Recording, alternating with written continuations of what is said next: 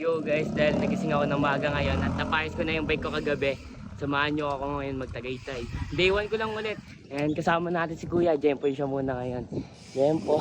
Dito pala guys, packet na nga pala kami ng Kadiwa. Dahil naisipan namin na sa may Island Park dumaan. Dito pala guys, tamang chill ride lang kami para iwas laspag. Dahil yung kasama ko ay newbie lang. Si Kuya rin nga pala yun guys. Malapit na nga pala kami sa Island Park neto. At sobrang init na nga pala nung mga time na yan. Pagkagaling namin ng Island Park ay kakanan lang pala kami dito sa may bagong gawang kalsada. At sa may bypass nga pala kami, dadaan. Hindi nyo nga pala napapansin, may salamin ulit ako. Dahil bumili ako, di ba nga nalaglag?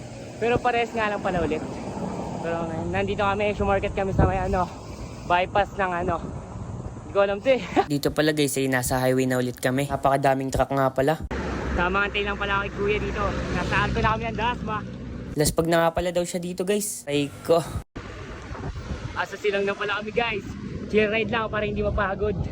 Dahil pares kami day 1 and yung sa newbie, si Kuya. Nasa may silang bayan na nga pala kami dito at ramdam na namin yung init. So guys, sa Chela na kami at laspag na. So, first hour pa lang namin ngayon dito sa Palalaan. Dire-diretso lang yan dyan.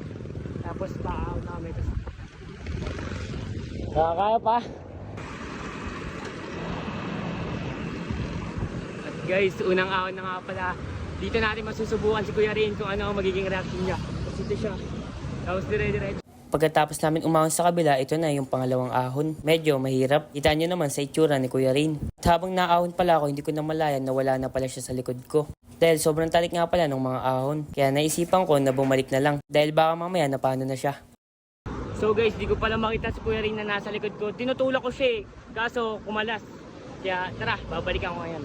Nung nakita ko na nga pala siya dito, umahon na agad kami. At pag nakita nyo nga pala yung simbahan na to, puro banayad na yung ahon. Puro banayad na nga pala yung ahon dito. Pero nakakalaspag pa rin dahil sobrang init. Pero tamang tawa lang ako dyan. At dito pala tapos na kami umahon. At tamang pahinga lang pala ako dito, baka mahimatay si Kuya Rin. Lutoan din namin guys, kakain lang kami muna sa McDo ngayon.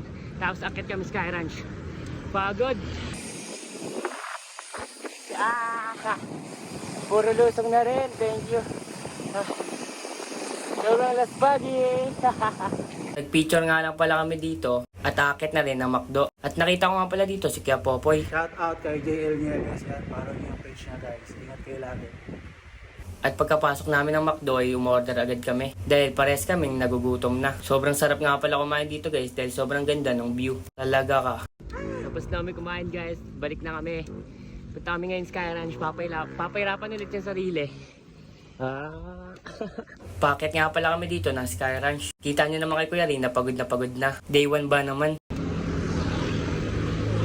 Pringans na kami at laspag na siya. Kaya kaya na rin. So pringans na kami guys. Tapos dire-diretso na lang natin to. Papuntang pauwi. Tamang picture nga lang pala kami dito at pahinga saglit sabay uwi na. At nagtakip na nga pala ako dito ng mukha dahil sobrang init. Tingnan nyo naman si Kuya Rin, sobrang pagod. So guys, uwi na nga pala kami dahil mainit na. And sana may ride bukas. Pag hindi na naman ako tinamad, tsaka pag may alarm. Para hindi alamin. Guys, baka hindi na pala ako makapag-video ng maayos dahil lusong at mamadali na namin to dahil sobrang init. Tingnan nyo naman. Lusong na, kaya mga masasaya nyo naman. Dire-diretso lang at may babangga pa kami. Ayan. Silang bayan na nga pala kami dito dumaan para iwas sa traffic light. Dahil nga sobrang init na para hindi na magantay. At di kalayuan ay papasok na agad kami ng Dasmariñas. Inibilisan na nga pala namin sa lusong dahil tanghaling tapat na. Kaya sobrang balot na balot ako dyan guys dahil takot na akong mangitim. Ang init guys, SM Pala-Pala na kami dadaan para dire-diretso na. Hindi na kami magbabypass ulit. Nasa may Robinson Pala-Pala na nga pala kami dito at tamang chill na lang dahil malapit na. Nasa may Villa Verde na nga pala kami dito dumaan para looban at maraming puno. At sumarket na nga pala kami sa may City Hall at tapat nga pala niya na Arena at sobrang ganda. Nakauwi na ako guys at nandito na pala ako sa bahay ngayon. Sa mga bago pa lang nanonood dyan, please follow and share na din pati sa page ko. And sa mga nanonood, alam nyo na yun ha. And yun lang, bye bye!